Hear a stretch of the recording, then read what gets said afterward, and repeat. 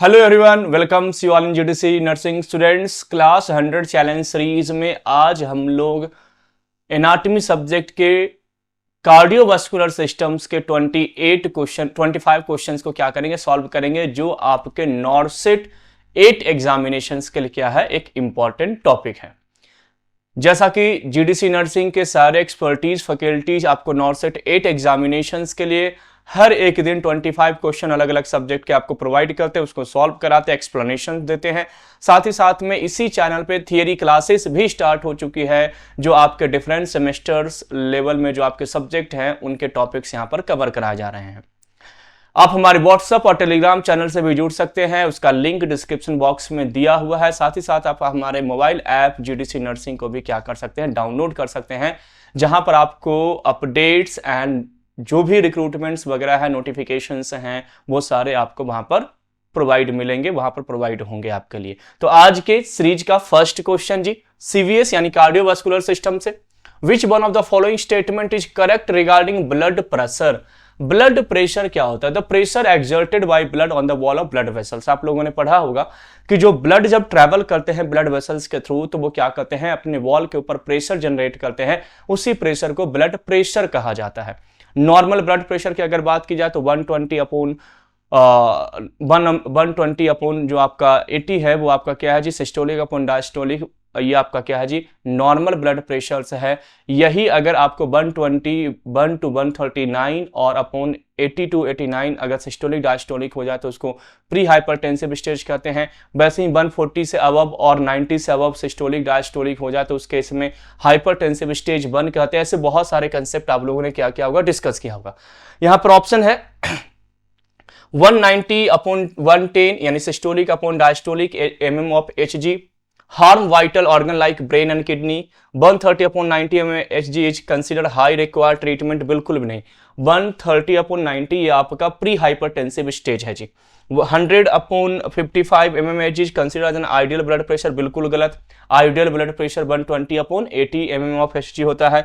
105 upon 50 Hg makes 1 very active, बिल्कुल गलत है। तो sir option B C D गलत है, ऑप्शन ए यहां पर सही है स्टूडेंट, कि अगर आपका सिस्टोलिक ब्लड प्रेशर 190 के अबव हो जाए और डायस्टोलिक ब्लड प्रेशर जो है वो आपका 110 के अबव हो जाए, तो उस केस में आपके डिफरेंट वाइटल ऑर्गन्स लाइक आपका ब्रेन, आपका किडनी, इन सब पर बहुत ज्यादा इफेक्ट पड़ सकता है।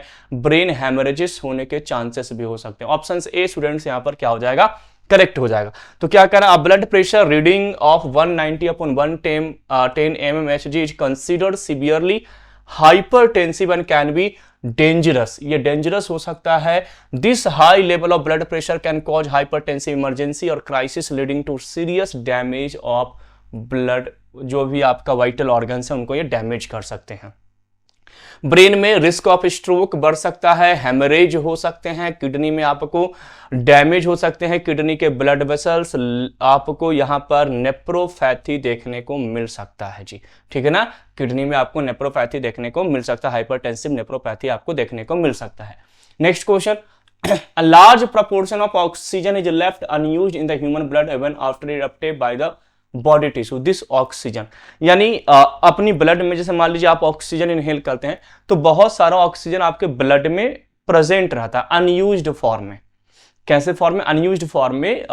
टिश्यू यूज कर रहा है, इसके बावजूद भी कुछ जो ऑक्सीजन है उसका वॉल्यूम आपके ब्लड में क्या रहता है, अवेलेबल रहता है। उस ऑक्सीजन को क्या किया जाता है, help in releasing more oxygen the epithelial tissue, या act as a reserve during muscular exercise, raise the PCO2 of blood 75 mg।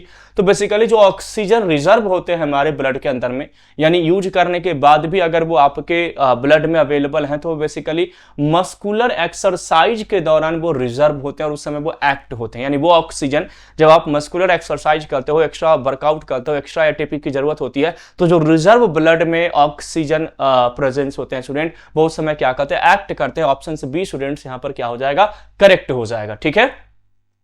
Even after oxygen uptake by body tissue, a large proportion of oxygen remain unused in the blood because hemoglobin maintain a reserve supply। Reserve supply के लिए ये क्या रहते हैं, maintain करने के लिए ये क्या होते हैं, वहां पर प्रेजेंट होते हैं।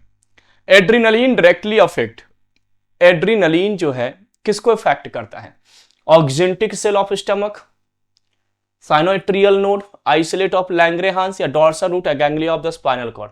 देखिए स्पाइनल कॉर्ड को डायरेक्टली अफेक्ट नहीं करेगा, लैंग्रेहांस या पैनक्रियाज वाले इसको भी इफेक्ट नहीं करेगा, स्टमक में ऑक्जेंटिक सेल जो HCl को प्रोड्यूस करता है उसको भी इफेक्ट नहीं करेगा। डायरेक्टली वो साइनोएट्रियल नोड को, एसए नोड, जो आपका एसए नोड है आपके हार्ट में, जिसको पेस मेकर एक्टिविटीज के लिए जाना जाता है, जिसको हार्ट ऑफ हार्ट भी कहा जाता है, उसमें बेसिकली इसका क्या है जी, मेन रोल है। तो साइनोएट्रियल नोड को डायरेक्टली क्या करता है, एड्रेनालिन एक्टिवेट करता है, हार्ट रेट बढ़ाता है, पेस मेकर एक्टिविटी डेवलप करता है। तो ये सब उनके क्या है जी, इंपॉर्टेंट पॉइंट है।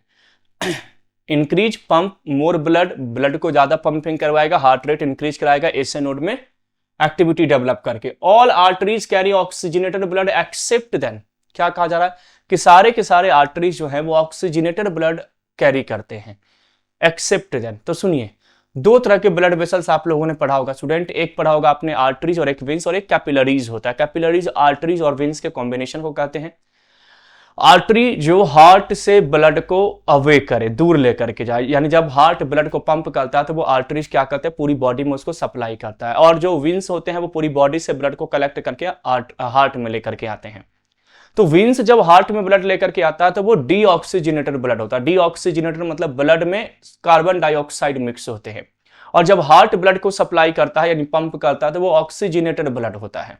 तो हार्ट जब सप्लाई करता है तो किसके थ्रू करता है, आर्टरीज के थ्रू। इसलिए कहा जाता है कि आर्टरी ऑक्सीजनेटेड ब्लड कैरी करता है और जो वेन्स होते हैं वो डीऑक्सीजनेटेड ब्लड कैरी करते हैं। लेकिन जब आपके राइट वेंट्रिकल से पल्मोनरी में यानी राइट वेंट्रिकल से लंग्स में जब ब्लड ट्रांसपोर्ट होता है तो उस समय ब्लड कैसा होता है, डीऑक्सीजनेटेड। और वो जो आपके हार्ट से लंग्स में जो ब्लड को कैरी करते हैं उस आर्टरी को कहा जाता है पल्मोनरी आर्टरी। तो पल्मोनरी आर्टरी जो होता है वो डीऑक्सीजनेटेड ब्लड कैरी करता है। बाकी जितने भी आर्टरी होते हैं स्टूडेंट, सबके सब याद रखिएगा ऑक्सीजनेटेड कैरी करते हैं। वैसे ही वेन्स के केस में भी pulmonary veins oxygenated blood carry करता है, रिमेनिंग जितने भी वेन्स होते हैं सबके सब डीऑक्सीजनेटेड ब्लड कैरी करते हैं। तो यहां पर पल्मोनरी आर्टरीज क्या हो जाएगा जी, करेक्ट आंसर हो जाएगा। ये ऑक्सीजनेटेड ब्लड को क्या करते हैं स्टूडेंट्स, कैरी करते हैं। तो pulmonary arteries carry deoxygenated blood from the right ventricle of the heart of the lungs for oxygenation. Unlike other artery which transport oxygen rich blood to the body, these artery play a unique role in the circulatory system. Circulatory system में unique role play करते हैं।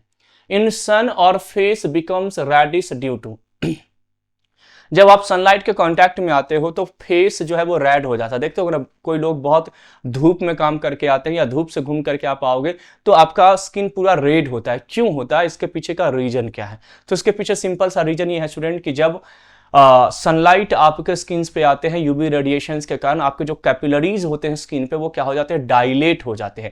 और जब capillaries dilate हो जाते हैं तो blood का ट्रांसपोर्ट जो है वो उस एरिया में ज्यादा हो जाता है और ब्लड का ट्रांसपोर्ट ज्यादा होने के कारण वो स्किन क्या हो जाते हैं, रेड हो जाते हैं। तो simply breakup of RBC and release of haemoglobin बिल्कुल गलत, एक्सपांशन ऑफ ब्लड कैपिलरीज बिल्कुल सही। यानी ब्लड कैपिलरीज का एक्सपांशन होना, डायलेशन होना, जिस कारण से ब्लड का ट्रांसपोर्ट उस एरिया में ज्यादा हो जाता है और वो एरिया फिर क्या हो जाता है जी, रेड हो जाता है। ऑप्शन बी स्टूडेंट्स यहाँ पर क्या है, करेक्ट है। तो इन द सन और face becomes reddish because of vasodilation. The UV and heat cause blood vessels near the skin surface to expand, increasing blood flow, है ना। ये ब्लड फ्लो को क्या करते हैं, इंक्रीज करते हैं। That help release heat but makes the skin appear red. Heat को वो रिलीज करता है लेकिन स्किन को रेड कर देता है। Arteries are best defined as a vessels which is. Artery का बेस्ट डेफिनेशन क्या है? तो मैंने अभी स्टार्टिंग में ही जस्ट क्लियर किया आपको कि सर आर्टरी और वेन्स में क्या डिफरेंस है। तो आर्टरी जो है वो ब्लड को कैरी करता है away from the heart, heart से दूर लेकर के जाता है। और जो वेन्स होते हैं वो ब्लड को कैरी करते हैं from the body to heart, यानी पूरी बॉडी से ब्लड को कलेक्ट करके वेन्स हार्ट में लेकर के आता है और हार्ट से ब्लड को पूरी बॉडी में ट्रांसपोर्ट कौन करता है, आर्टरी करता है। तो यहां पर आर्टरी का डेफिनेशन पूछा गया है, carry blood from one visceral organ to another visceral organ, supply oxygenated blood to the different organ, carry blood away from the heart to different organ and break up into the capillary which reunite to form a veins. तो simply आप कहोगे carry blood away from the heart of different organ. ठीक है ना, ये क्या करता है, कैरी करता है ब्लड को हार्ट से डिफरेंट ऑर्गन्स में, यही आर्टरीज का डेफिनेशन है जी। तो arteries are blood vessels that carry oxygen rich blood away from the heart to the body tissue except for the pulmonary arteries which carry oxygen poor blood to the lungs for the oxygenation. केवल pulmonary artery जो कि आपको lungs में लेकर के जाते हैं oxygenated blood को, बाकी सब जगह ऑक्सीजनेटेड ब्लड को बाकी हर जगह आपको यही जाएगा, है ना, डीऑक्सीजनेटेड ब्लड, है ना, pulmonary artery deoxygenated blood. Average cardiac output, cardiac output average क्या है, तो आप लोगों ने पढ़ा होगा कि 0.8 सेकेंड में एक नॉर्मल हेल्दी हार्ट क्या करता है, 1 साइकिल कंप्लीट करता है। 1 cycle equal to 1 contraction and 1 relaxation. एक बार हार्ट कॉन्ट्रैक्ट कर जाए और एक बार रिलैक्स हो जाए तो 1 साइकिल कहलाता है या 1 हार्ट रेट कहलाता है, जो on an average 0.8 second time लेता है जी। यानी 1 मिनट की बात करें तो 72 साइकिल हमारे हार्ट क्या करते हैं, कंप्लीट करते हैं। आप लोगों ने जनरली पढ़ा होगा कि 1 मिनट में हार्ट जो है वो सर 72 टाइम्स बीट करता है, 72 टाइम उसका हार्ट साइकिल होता है या हार्ट रेट होता है। और 1 हार्ट रेट जो है, जब एक बार हार्ट कॉन्ट्रैक्ट होता है स्टूडेंट, तो 70 ml ब्लड पंप आउट होता है। कितना ब्लड पंप आउट होता है, तो 70 ml 1 कार्डियक साइकिल कंप्लीट जब होता है, यानी जब हार्ट एक बार कॉन्ट्रैक्ट होता है और रिलैक्स होता है, तो 1 कॉन्ट्रैक्शन के टाइम में 70 ml ब्लड को क्या कर देता है, पंप आउट कर देता है। तो 1 मिनट में 72 टाइम्स कॉन्ट्रैक्ट करेगा, तो 72 को 70 से मल्टीप्लाई करोगे तो अराउंड 5040 के अराउंड, यानी 5 litre blood on an average एक हेल्दी हार्ट जो है स्टूडेंट्स 5 लीटर ब्लड क्या करता है, सप्लाई करता है पर मिनट। तो per minute on an average cardiac output क्या है जी, 5 लीटर पर मिनट है। याद रखिएगा जब हम 72 टाइम्स पर मिनट की बात करते हैं उस केस में, तो कार्डियक आउटपुट बेसिकली कैसे फाइंड आउट करते हैं, तो heart rate into stroke volume. और हार्ट रेट कितना होता है, 72 टाइम्स पर मिनट। स्ट्रोक वॉल्यूम कितना होता है, 70 ml, है ना। तो उसको आपको लेकर के चलना है, जब आप इसको मल्टीप्लाई करोगे तो अराउंड 5 लीटर्स के आसपास रेट आएगा। Blood pressure increase and heart rate decrease in response to. Blood pressure अगर इंक्रीज हो और हार्ट रेट डिक्रीज हो तो क्या कहेंगे, बेसिकली हार्ट रेट इंक्रीज होता है तब ब्लड प्रेशर इंक्रीज होता है। लेकिन यहां पर कंडीशन क्या दिया गया है कि सर ब्लड प्रेशर तो इंक्रीज है लेकिन हार्ट रेट डिक्रीज है, उसको exposure to high altitude, exercise के दौरान होगा, हेमरेज के दौरान होगा, या इंक्रीज इंट्रा क्रेनियल प्रेशर। जब इंट्राक्रेनियल प्रेशर क्या होगा स्टूडेंट्स, राइज होगा, इंट्राक्रेनियल प्रेशर जब बढ़ेगा उस केस में हार्ट रेट तो डिक्रीज होगा लेकिन ब्लड प्रेशर क्या होगा, इंक्रीज होगा। तो देखिए क्या करा, blood pressure increase while heart rate decrease in the response to increased vagal यानी parasympathetic activity and baroreceptor reflex action. ठीक है ना, बैरो रिसेप्टर रिफ्लेक्स एक्शन के थ्रू ये पेरिफेरल रेजिस्टेंस वहां पर डेवलप होते हैं, जिस कारण से ये चीजें देखने को मिलती हैं। Both erythrocyte and leukocyte are formed in. Erythrocyte हो या ल्यूकोसाइट हो, एरिथ्रोसाइट मतलब आरबीसी, ल्यूकोसाइट हो मतलब डब्ल्यूबीसी, और प्लेटलेट्स को क्या कहा जाता है, थ्रोम्बोसाइट्स कहा जाता है। क्या कहा जाता है, थ्रोम्बोसाइट्स। तो यहां पर पूछा जा रहा है कि एरिथ्रोसाइट और ल्यूकोसाइट कहां पर बनते हैं, लिम्फ नोड में, बोन मैरो में, थाइमस में या एट्रियल वॉल्स में। तो सिंपली याद रखिएगा जो ब्लड सेल्स होते हैं, ब्लड कंपोनेंट्स के जो ब्लड सेल्स होते हैं वो बेसिकली आपके बोन मैरो में बनते हैं स्टूडेंट्स। ऑप्शन नंबर बी यहां पर क्या हो जाएगा, करेक्ट हो जाएगा कि सर बोन्स मैरो में इनका फॉर्मेशन होता है। Erythrocyte that is the RBC produced in the red bone marrow of long bones through the erythropoiesis. RBC का बनना एरिथ्रोपोइसिस कहलाता है। ठीक है ना, यहां पर एरिथ्रोपोइटिन क्या है, एक एंजाइम है जो रिस्पॉन्सिबल होता है। ल्यूकोसाइट्स बोन मैरो में बनते हैं, लिम्फॉइड ऑर्गन्स, स्प्लीन्स वगैरह लिम्फ नोड्स में ल्यूकोपोइसिस प्रोसेस के थ्रू बनेंगे। ठीक है ना, बोथ प्ले एसेंशियल रोल, ये हमारी बॉडी में एसेंशियल रोल प्ले करते हैं। Bundle of His is a network of. Bundle of His जो होता है ये किसका नेटवर्क है, सिंपली आप लोगों ने पढ़ा हुआ कि सर जो हमारा हार्ट होता है, हार्ट के अंदर में मायोकार्डियल टिश्यू होते हैं जो कि मायोजेनिक नेचर के होते हैं, यानी सेल्फ रेगुलेट नेचर के होते हैं। और ये मायोजेनिक नेचर के साथ साथ इनके पास क्या है, तो सर इनके पास नोडल टिश्यू प्रेजेंट होते हैं। नोडल मतलब इनके पास स्पेशल टाइप ऑफ टिश्यू होते हैं जो केवल और केवल हार्ट में ही प्रेजेंट होते हैं। उन नोडल टिश्यू को हम क्या कहते हैं, SA node, AV node, bundle of His and Purkinje fiber, ये उनका क्या है जी, नाम है। तो यहां पर उसी बंडल ऑफ हिज के बारे में पूछा जा रहा है कि ये बंडल ऑफ हिज क्या है जी। Nerve fiber distributed in ventricles, muscles fiber found only in the ventricle wall, muscles fiber distributed throughout the heart walls and nerve fiber found throughout the heart. तो simply sir यहां पर जो muscles fibre है जो आपके heart wall पे क्या है, डिस्ट्रीब्यूटेड है मसल्स फाइबर, उसी को हम क्या कहते हैं, बंडल ऑफ हिज कहते हैं। A bundle of His is a network of specialized heart muscles fiber that transmit electrical impulse from the एंट्रियो वेंट्रियो, देखो एट्रियो वेंट्रिकुलर जो आपका नोड है उसके थ्रू। एक्चुअली होता क्या है, एसए नोड पेसमेकर जब डेवलप करता है, एसए नोड किसको ट्रांसमिट करता है, एबी नोड को, AB node bundle of His को, और बंडल ऑफ हिस जो है वो आगे जाकर के प्रोकेंजियल फाइबर्स वगैरह को क्या करता है जी, सेंड करता है। Christmas disease is also known as, Christmas disease, Christmas word कहां से लिया गया? तो आप लोगों ने कोगुलेटिंग फैक्टर पढ़ा होगा कि सर ब्लड के अंदर में कोगुलेटिंग फैक्टर होता है, और फैक्टर नंबर 9 को क्रिसमस फैक्टर कहा जाता है, स्टुअर्ट ब्रुअर फैक्टर के नाम से जाना जाता है। क्रिसमस फैक्टर तो फैक्टर 9 को कहा जाता है। तो अगर क्रिसमस डिजीज यानी फैक्टर 9 की कमी वाली डिजीज, यानी जो फैक्टर 9 है ब्लड कोगुलेटिंग एजेंट में, फैक्टर 9 जो क्लॉटिंग फैक्टर आपका है, उस क्लॉटिंग फैक्टर 9 की कमी होगी तब उसको हम क्या कहेंगे, क्रिसमस डेफिशिएंसी डिजीज या क्रिसमस डिजीज, ठीक है ना। और फैक्टर 9 की कमी से कौन सा होता है जी, हीमोफीलिया बी होता है। यानी अगर आपकी बॉडी में फैक्टर 9 की कमी है, यानी क्रिसमस फैक्टर की कमी है, तो आपको एक बीमारी होगी जिसको हीमोफीलिया बी कहते हैं। ऑप्शन नंबर ए स्टूडेंट्स यहां पर क्या हो जाएगा, करेक्ट हो जाएगा, ठीक है ना। हीमोफीलिया ए नहीं, हीमोफीलिया बी याद रखिएगा, ठीक है। तो क्रिसमस फैक्टर में haemophilia B is a rare genetic bleeding disorder, genetic है जी, caused by deficiency of factor number 9, factor 9 जिसको क्रिसमस फैक्टर कहा जाता है। अ क्लॉटिंग प्रोटीन है in the blood, it is named as the Christmas disease after Stephen Christmas, the first patient diagnosed with the condition 1952। सबसे पहले जो इसमें देखने को मिला था हीमोफीलिया बी, वो किसमें देखने को मिला था, स्टीफन क्रिसमस में देखने को मिला था, इसलिए इसका नाम क्रिसमस फैक्टर पड़ गया। People with haemophilia B experience prolonged bleeding because their blood does not clot properly, blood का प्रॉपर क्लॉटिंग नहीं होता है जब वो आपको, और एक्स लिंक्ड डिजीज है जी, रिसेसिव डिजीज में आता है। The kind of epithelium which form the inner wall of the blood vessels, blood vessels के इनर वॉल्स जो एपिथेलियम टिश्यूज बनाते हैं उसे क्या कहा जाता है, स्क्वाइमस, क्यूबॉइडल, कॉलमनार और सिलिएटेड कॉलमनार। आप अगर इसी चैनल पे विजिट कर रहे होंगे तो मैं शायद इसी लास्ट वीक में मैंने आपको टिश्यूज पढ़ाया जिसमें मैंने आपको ये सारा इंफॉर्मेशन दिया है। अगर इस चैनल पे आप विजिट कर रहे होंगे, इस चैनल पे वीडियोस देख रहे होंगे, तो टिश्यूज वाले मैंने आपको बताया है कि ब्लड वेसल्स का जो इनर वॉल लाइनिंग है वो स्क्वाइमस एपिथेलियम टिश्यू क्या करते हैं, डेवलप करते हैं।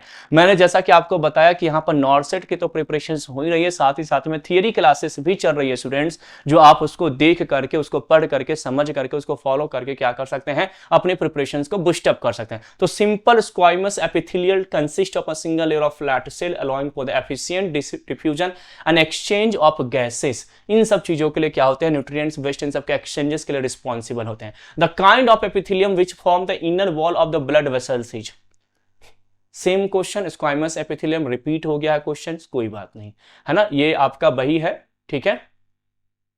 Murmur is a disorder of, अगला क्वेश्चन है, murmur is a disorder of, murmur किसके डिसऑर्डर है जी, SA node, AV node, heart valve या पल्मोनरी वेन्स के।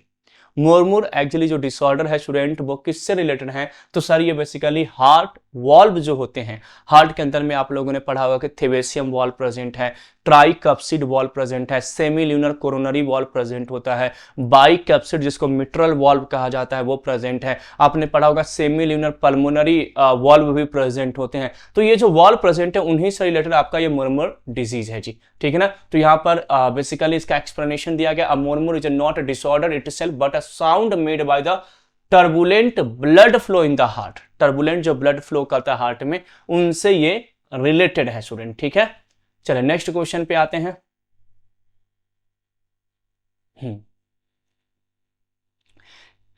In standard ECG, which one of the following alphabets is the correct representation of the respectively acting of the human heart?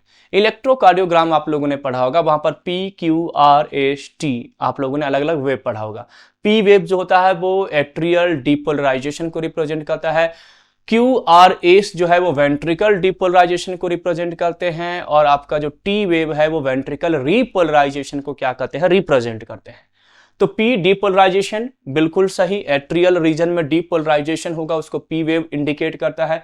R repolarisation नहीं, P के बाद QRS, ये तीन मिलकर के Q, R और S, ये तीन मिलकर के क्या करते हैं, तो वेंट्रिकल डीपोलराइजेशन शो करते हैं। तो ये भी गलत है, एस स्टार्ट ऑफ सिस्टोल गलत है, टी डिस्टोल ये गलत है, केवल यहां पर करेक्ट आंसर क्या है जी, P depolarization of the atria, option A यहां पर सही है। The P wave represent the atrial depolarization meaning the electrical impulse start at the sinoatrial node and spread through the आर्टरिया।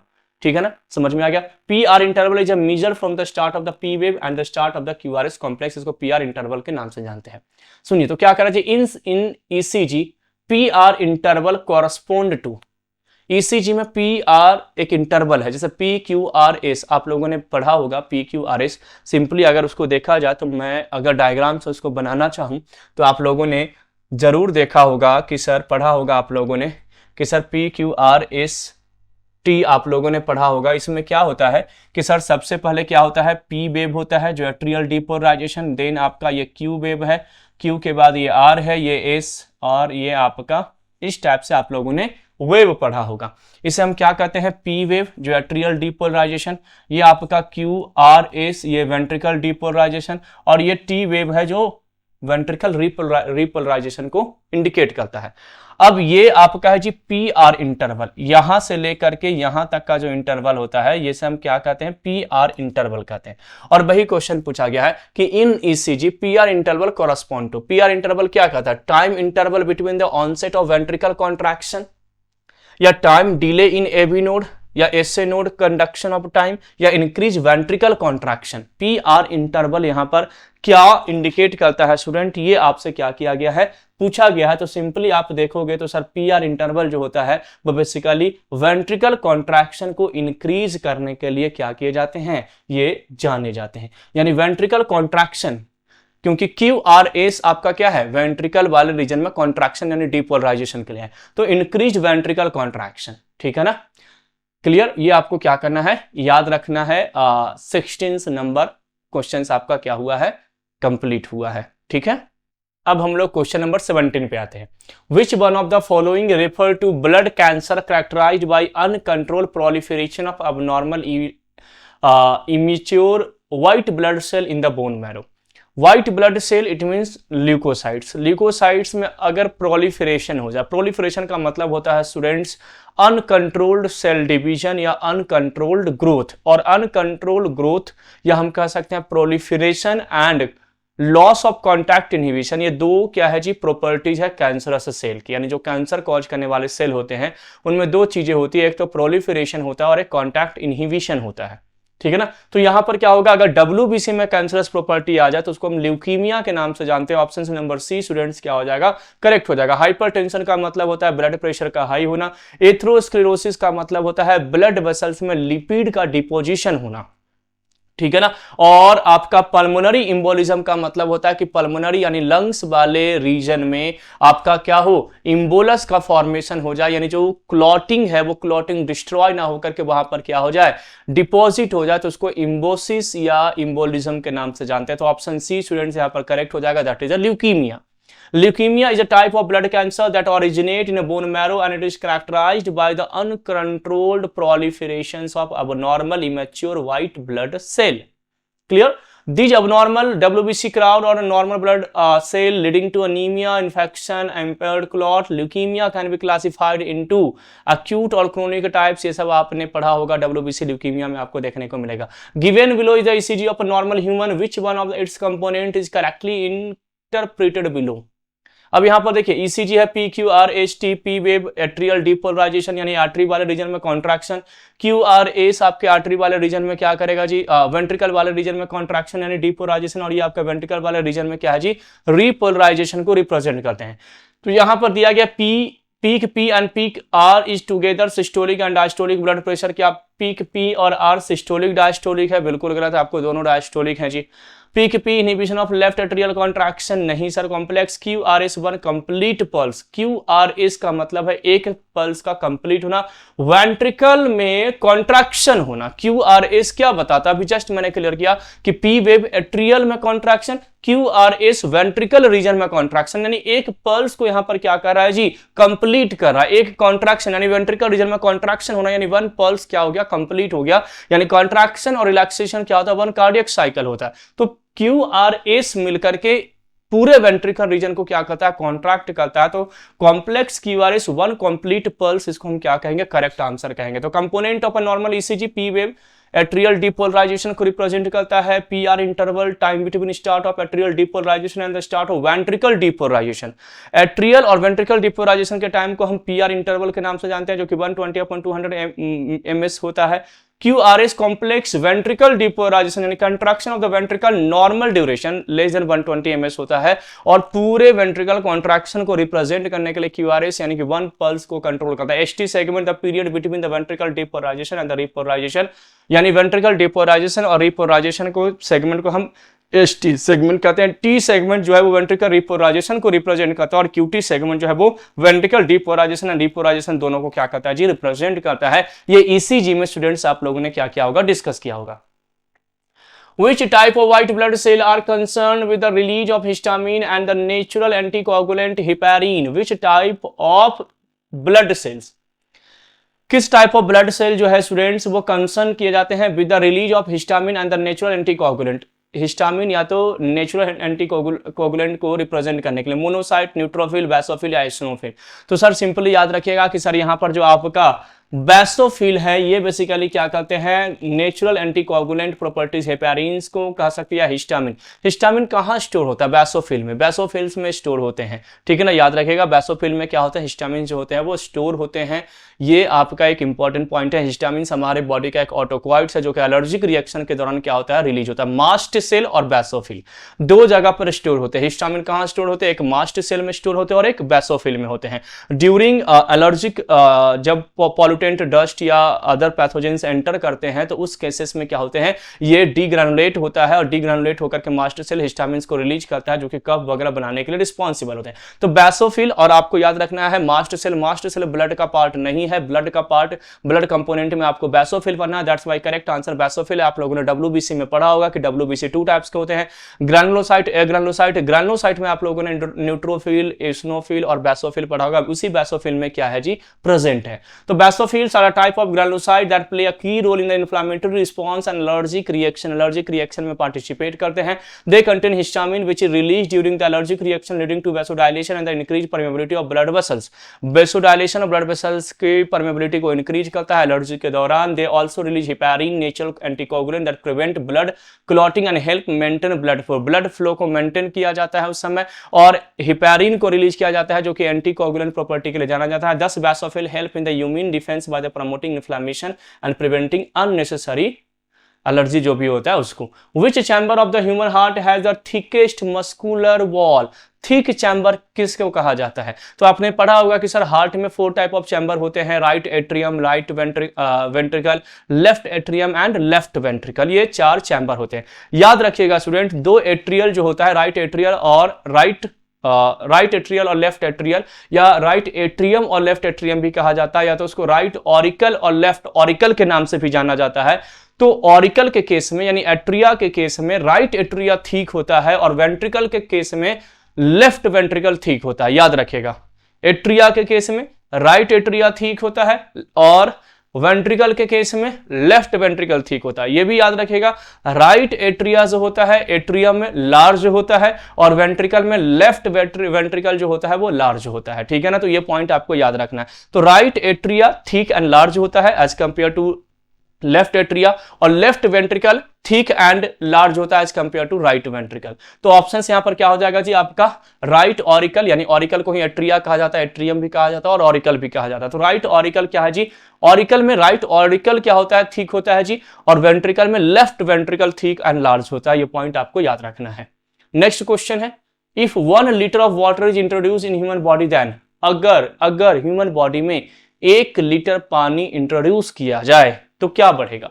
Body mass जो आपका है बीएमआर डिक्रीज होगा या BMR increase होगा या आरबीसी कोलैप्स होंगे, यूरिन प्रोडक्शन इंक्रीज होगा या RBC collapse and urine production decrease. देखिए अगर आप 1 लीटर पानी अपनी बॉडी में इंटेक करेंगे तो यूरिन फॉर्मेशन इंक्रीज होगा, ये तो अंडरस्टूड है, आपको यूरिन पास करना पड़ेगा। तो 1 लीटर वाटर जब आप अपनी बॉडी में इंट्रोड्यूस करेंगे या इंटेक करेंगे तो उस केस में सर यूरिन फॉर्मेशन इंक्रीज होगा और आरबीसी जो है वो क्या होगा, ब्लड में कोलैप्स होगा। ऑप्शन नंबर सी स्टूडेंट्स क्या हो जाएगा, करेक्ट आंसर हो जाएगा। यूरिन प्रोडक्शन इंक्रीज होगा, आरबीसी कोलैप्स होंगे क्योंकि आपने वाटर को इंटेक किया है। तो introducing 1 liter of water directly into human body would cause dangerous dilutions of blood plasma leading to conditions called hyponatremia. हाइपोनाट्रीमिया यानी कि सोडियम का कंसंट्रेशन ब्लड के अंदर में कम होना, low sodium level. This can result, जिस कारण से क्या होगा, swelling of cell including brain cell. Brain cell क्या हो जाएगा जी, स्वेल हो जाएगा आपका. Leading to brain oedema, brain में एडिमा हो सकता है, सीजर हो सकता है, कोमा में जा सकते हैं, डेथ भी हो सकता है, इलेक्ट्रोलाइट बैलेंस हो सकते हैं, हार्ट और किडनी पे ओवरलोड यानी कि लोड बढ़ सकता है, हार्ट फेल हो सकते हैं, पल्मोनरी एडिमा हो सकता है. ये सारी चीजें आपको उस केसेस में होगा. The human body regulate water balance tightly and sudden large influx of water can disrupt homeostasis making it potentially fatal in not corrected quickly. तो सडन अगर कुछ चीजें होती है तो उस केस में आपको प्रॉब्लम्स देखने को मिलेगा. नेक्स्ट क्वेश्चन है जी, coronary heart disease is due to. Coronary heart disease actually क्या है, हार्ट के अंदर में जो ब्लड सप्लाई करते हैं स्टूडेंट, उसे हम कोरोनरी आर्टरीज कहते हैं. यानी हार्ट को अगर ऑक्सीजनेटेड ब्लड चाहिए, ऑब्वियस सी बात है क्योंकि वो भी एक ऑर्गन है, उसके अंदर भी टिश्यू है, उनके अंदर भी सेल है, उनको भी एटीपी यानी एनर्जी की जरूरत होगी. तो सर ऑब्वियस सी बात है वहां पर क्या चाहिए, तो वहां पर ब्लड चाहिए, न्यूट्रिएंट चाहिए, ऑक्सीजन चाहिए, और उस न्यूट्रिएंट्स, उस ऑक्सीजन को हार्ट के अंदर सेंड करने के लिए क्या होता है, कोरोनरी आर्टरी होता है. अगर कोरोनरी आर्टरी में डिजीज हो गया तो क्या होगा जी, स्ट्रेप्टोकोकाई बैक्टीरिया, गलत है सर, बैक्टीरिया का कोई रीजन नहीं. इन्फ्लामेशन ऑफ पेरिकार्डियम, यानी जो पेरिकार्डियम आउटर लेयर है हार्ट का, उसमें इन्फ्लामेशन होगा, बिल्कुल भी नहीं. Weakening of the heart valve, क्या हार्ट वॉल्व वीक हो जाएगा, बिल्कुल भी नहीं. Insufficient blood supply to the heart. अब देखिए ना, कोरोनरी आर्टरी ब्लड की सप्लाई कहां पर करता है, हार्ट में. और अगर कोरोनरी आर्टरी में डिजीज हो जाए, कोरोनरी आर्टरी में प्रॉब्लम हो जाए, तो क्या हो जाएगा, हार्ट मसल्स में ब्लड की सप्लाई कम हो जाएगी, इनसफिशिएंट ब्लड सप्लाई. क्योंकि कोरोनरी आर्टरी वो आर्टरी है जो ब्लड के अंदर, जो हार्ट के अंदर ब्लड की सप्लाई करने के लिए रिस्पॉन्सिबल होता है. और अगर इसी आर्टरी में डिसऑर्डर डिजीज हो जाए तो सर ऑब्वियस सी बात है कि वहां पर क्या हो जाएगा, ब्लड की सप्लाई यानी इनसफिशिएंसी हो जाएगी. आपके हार्ट के केस में कार्डियक इस्चेमिया होने के भी चांसेस हो सकते हैं. एंजाइना पैक्टोरिस भी हो सकता है इस केस में. डिसऑर्डर आप लोगों ने पैथोलॉजी में पढ़ा होगा, एंजाइना पैक्टोरिस या कार्डियक इस्चेमिया भी देखने को मिल सकता है. तो coronary heart disease occurs when a coronary artery that supply blood to the heart become narrow और block due to the buildup of plaque. या तो एथेरोस्क्लेरोसिस हो जाए कोरोनरी आर्टरीज के अंदर में. एथेरोस्क्लेरोसिस का मतलब है लिपिड का डिपोजिशन हो जाए आर्टरीज में, या वेसोकंस्ट्रिक्शन हो जाए, यानी कोरोनरी आर्टरी क्या हो जाए, कॉन्ट्रैक्ट हो जाए, जिस कारण से क्या हो जाएगा जी, वहां पर ब्लड की सप्लाई कम हो जाएगी. This reduce blood flow leading to chest pain, angina हो सकता है, shortness of breath, heart attack भी आ सकते हैं. Primary cause include high cholesterol, ये सब बेसिकली स्मोकिंग, डायबिटीज, इन सब के पेशेंट में सबसे ज्यादा ये प्रॉब्लम, हार्ट से रिलेटेड प्रॉब्लम देखने को मिलता है जी. नेक्स्ट क्वेश्चन है, ड्यूरिंग वेंट्रिकल सिस्टोल, जब वेंट्रिकल सिस्टोल होता है यानी वेंट्रिकल रीजन जब कॉन्ट्रैक्ट करता है तो ब्लड क्या होगा, पंप आउट होगा. सिंपल से लॉजिक है, जब वेंट्रिकल कॉन्ट्रैक्ट होगा तो ब्लड पंप आउट होगा. और सुनिए, ब्लड पंप आउट होगा यानी वेंट्रिकल कॉन्ट्रैक्ट होगा तो लेफ्ट वेंट्रिकल अपने ब्लड को क्या करेगा जी, कहां पर भेजेगा. सिंपल सा लॉजिक है स्टूडेंट. अगर मैं बात करूं कि सर हार्ट की, तो हार्ट आप लोगों ने पढ़ा है, हार्ट में अगर मैं बात करूं कि सर ये 4 चैम्बर है, ठीक है ना, ये आपका 4 क्या है, तो सर ये हार्ट का 4 चैम्बर है आपका. 1 मिनट स्टूडेंट, है ना, ये आपका 4 चैम्बर है, ठीक है ना, ये क्या है, तो सर ये 4 चैम्बर है हार्ट का, ठीक है. अब देखिए ये वेंट्रिकल वाला चैम्बर है. जब वेंट्रिकल कॉन्ट्रैक्ट होगा यानी नीचे वाला चैम्बर जब कॉन्ट्रैक्ट होगा, तो ये जब कॉन्ट्रैक्ट होगा तो यहां से ब्लड बाहर जाएगा, आउट होगा लेफ्ट वेंट्रिकल से, और यहां से ब्लड कहां जाएगा, लंग्स में जाएगा. वेंट्रिकल कॉन्ट्रैक्ट होगा तो राइट वेंट्रिकल कॉन्ट्रैक्ट होगा तो क्या होगा, ब्लड को पंप करेगा लंग्स वाले रीजन में, डीऑक्सीजनेटेड ब्लड को, ताकि वहां पर ऑक्सीजन का मिक्सिंग हो. और जब लेफ्ट वेंट्रिकल कॉन्ट्रैक्ट होगा तो क्या होगा, ब्लड को बाहर सेंड करेगा. कहां पर सेंड करेगा भाई, तो कोरोनरी आर्टरीज या तो पूरे ब्लड ऑल्टा में वो क्या करेगा, सेंड करेगा, ताकि पूरी बॉडी में ब्लड का क्या हो जाए, सप्लाई हो जाए. तो सिंपली सर करेक्ट आंसर यहां पर क्या हो जाएगा, तो सर सिंपली करेक्ट आंसर आपका ये हो जाएगा, oxygenated blood is pumped into the aorta, यानी लेफ्ट वेंट्रिकल से ऑक्सीजनेटेड ब्लड पूरे ऑल्टा में जाएंगे, एंड डीऑक्सीजनेटेड ब्लड जो है वो आपके पल्मोनरी यानी कि आपके लंग्स में जाएगा. यही तो होगा जब वेंट्रिकल कॉन्ट्रैक्ट होगा तो, ठीक है. और एट्रियल कॉन्ट्रैक्ट होगा तो क्या होगा, वेंट्रिकल में जाएगा ब्लड. वेंट्रिकल कॉन्ट्रैक्ट होंगे तो पल्मोनरी सिस्टम में जाएंगे और ऑल्टा में जाएंगे. An artificial pacemaker is implanted subcutaneously and connected to the heart in patients. एक आर्टिफिशियल जो पेसमेकर है, जैसे नॉर्मल पेसमेकर क्या होता है, एबी नोड, जो इंपल्स को कंडक्ट कराता है और हार्ट में हार्ट रेट या जो भी फंक्शन है हार्ट का वो कॉज करता है. आर्टिफिशियल पेसमेकर क्या करता है? Having 80% blockage of the three main coronary arteries with irregularity in the heart rhythm, having a very high blood pressure या suffering from the arterioles, तो क्या हो जाएगा? Irregularity in the heart rhythm. An artificial pacemaker is implanted subcutaneously and connected to the heart in patient with irregularity in the heart rhythm. अगर किसी का heart rhythm यानी contraction relaxation का जो टाइम है वो प्रॉपर ना हो, उसी को हम क्या कहते हैं? एरिथमिया कहते हैं। तो कभी ज्यादा कभी कम, कभी कॉन्ट्रैक्शन ज्यादा कभी डायलेशन ज्यादा, यानी कि आपका ए नोड एसए नोड प्रॉपर काम नहीं कर रहा है। इस केस में आर्टिफिशियल पेसमेकर एक्टिविटी डेवलप किया जाता है ताकि उनका रिदम काम करे, यानी उनका हार्ट प्रॉपर काम करे। तो ऑप्शन बी स्टूडेंट्स करेक्ट हो जाएगा। And the last answer, which of the following matches correctly? यहां पर कौन करेक्ट मैच करा? Pulmonary artery carries deoxygenated blood through the lung. Pulmonary artery deoxygenated blood को क्या लंग्स में कैरी करता है? पल्मोनरी आर्टरी बिल्कुल करता है sir. Superior vena cava receive deoxygenated blood from the lower body, नहीं, ये सुपीरियर मतलब ऊपर की बॉडी से कलेक्ट करता है। Inferior vena cava receive deoxygenated blood of the head, नहीं, इंफीरियर मतलब नीचे से। और हेपाटिक आर्टरी ये carry deoxygenated blood to the gut, नहीं, ये हेपाटिक मतलब लीवर्स का है। तो यहाँ पर करेक्ट आंसर आपका क्या हो जाएगा? Pulmonary artery carry deoxygenated blood. Option number A students क्या हो जाएगा? करेक्ट हो जाएगा। ऑप्शन ए करेक्ट हो जाएगा। An artificial pacemaker is implanted सब, यहाँ पर ये एक्सप्लेनेशन पेसमेकर का दिया गया है। ऑप्शन ए स्टूडेंट्स यहाँ पर क्या है? करेक्ट है। Pulmonary artery carry deoxygenated blood to the lungs, यानी लंग्स में ये क्या करते हैं? कैरी करते हैं। आपको याद रखना है ऑप्शन नंबर ए यहां पर क्या है? करेक्ट मैचिंग है। तो टोटल 25 क्वेश्चन स्टूडेंट्स आज वाली क्लास में हम लोगों ने सीवीएस एनाटॉमी सब्जेक्ट का क्या किए? सॉल्व किए। ऐसे ही बहुत सारे वीडियोस हमारे एक्सपर्टीज फैकल्टीज के द्वारा थियरी और ऑब्जेक्टिव के फॉर्म में इसी जीडीसी यूट्यूब चैनल पे आपको प्रोवाइड किया जा रहा है। साथ ही साथ में हमारी जो मोबाइल ऐप है जीडीसी नर्सिंग, वहां पर भी बहुत सारे अपडेट्स आपको मिलेंगे, नोट्स आपको एमसीक्यूज प्रैक्टिस करने के लिए मिलेंगे। आप हमारे व्हाट्सएप एंड टेलीग्राम चैनल से भी जुड़ सकते हैं, उसका लिंक डिस्क्रिप्शन बॉक्स में दिया गया है। और ऐसे ही तमाम इंफॉर्मेटिव वीडियोस के लिए और कॉम्पिटिटिव अप्रोच के लिए आप हमारे चैनल्स पे बने रहिएगा। अपने दोस्तों, अपने कलीग्स, अपने जूनियर सीनियर से शेयर कीजिएगा। मिलते हैं स्टूडेंट्स अगले क्लास में अगले कंसेप्ट के साथ। Thank you everyone for watching GDC and supporting GDC. Thank you, have a nice day.